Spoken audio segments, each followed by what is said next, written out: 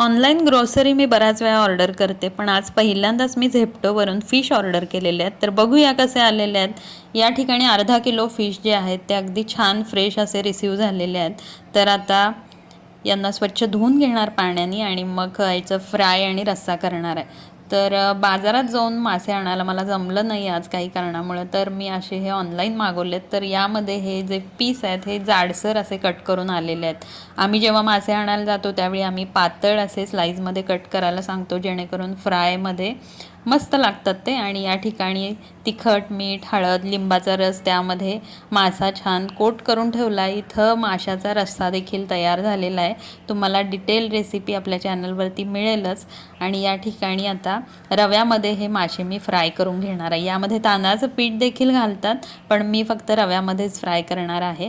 आणि रव्यामध्ये देखील कुणी कुणी मीठ, लाल मिरची पावडर घालतं, पण मसालाच भरपूर माशाला लावलेला आहे, त्यामुळं मी या ठिकाणी नुसत्या रव्यामध्ये हे मासे छान फ्राय करून घेतलेले आहेत. आणि गरमागरम दुपारचं इथं जेवण जे आहे ते तयार आहे. फिश फ्राय, रस्सा, भात आणि चपाती.